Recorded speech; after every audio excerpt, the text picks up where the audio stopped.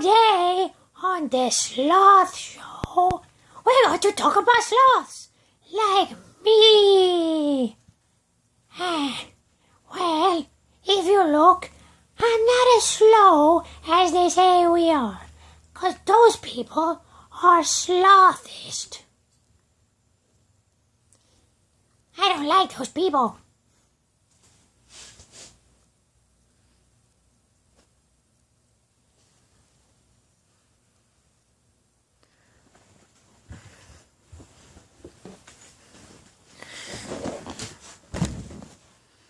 I don't know what that was about.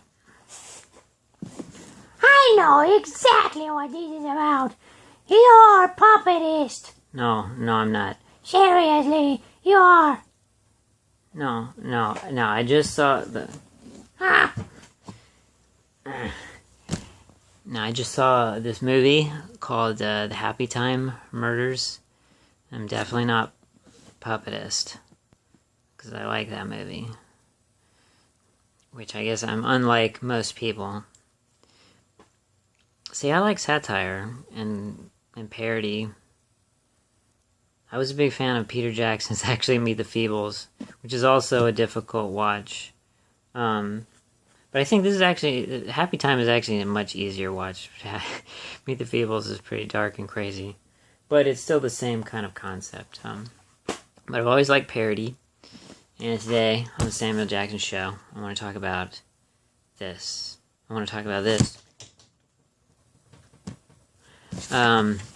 It's really fun to watch Samuel Jackson in a comedy, but an actual, just Looney Tune comedy, because he'll be in comedies, but it's gonna be like a rated R type of situation. This definitely is not. This is actually, I think just about anybody could watch it. I think it's right on the heels of Wayne's World. So if you can get into that kind of headspace, it's a parody of Lethal Weapon. Of course, Emilio Estevez playing the little Mel Gibson crazy part, and then the retiring cop of Danny Glover, Samuel Jackson's role.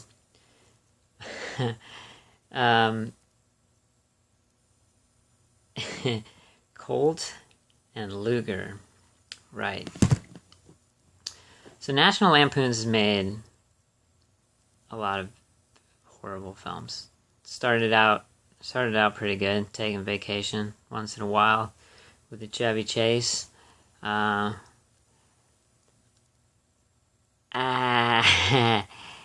this, I think this is actually pretty damn funny if you are fine with a light comedy. This is also maybe one of the fifth or coming up maybe sixth times that Samuel Jackson was in a movie with Bruce Willis, even though they're barely ever together. Take Pulp Fiction, or obviously they're together in Die Hard 3, Unbreakable. All of those I'll be dealing with at some point. But Pulp Fiction, I don't believe they ever, if they meet, I think it's in the bar for a second, maybe. And it's mostly Travolta and Willis to set up their hate.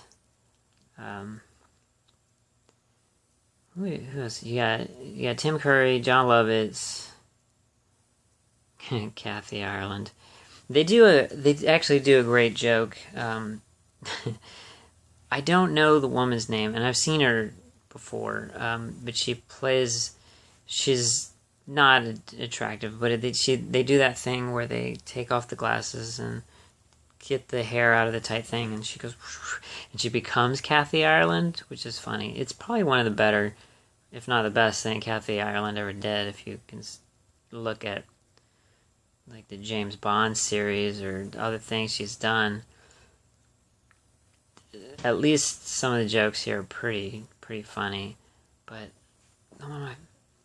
there's a great besides the cameo of Bruce Willis, which is pretty damn good, There's a great cameo with Charlie Sheen as a valet, who's of course Emilio Estevez's brother.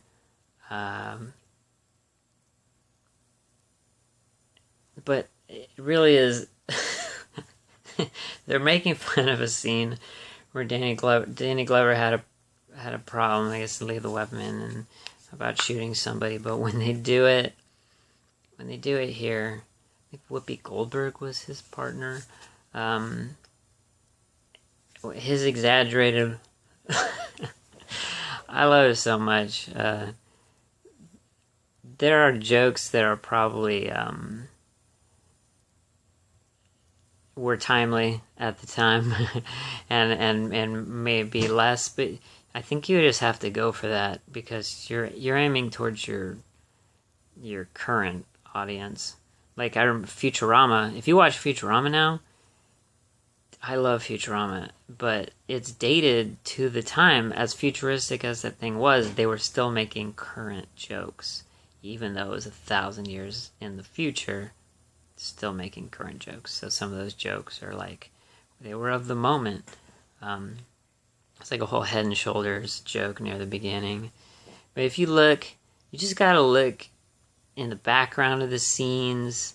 Of course, they had to do a Silence of the Lambs thing, which is actually not bad because I like Freshka.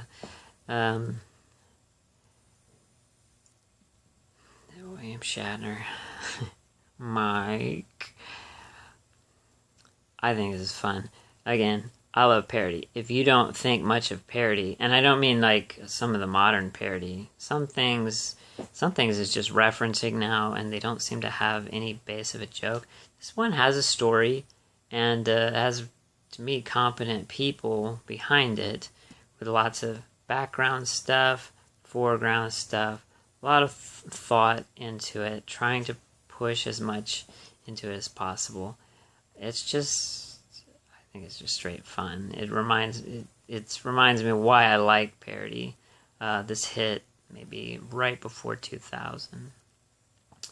So, and Emilio Estevez was kind of big. Young Guns was a big deal. So, you may not see him much anymore, but he was a big deal at that point.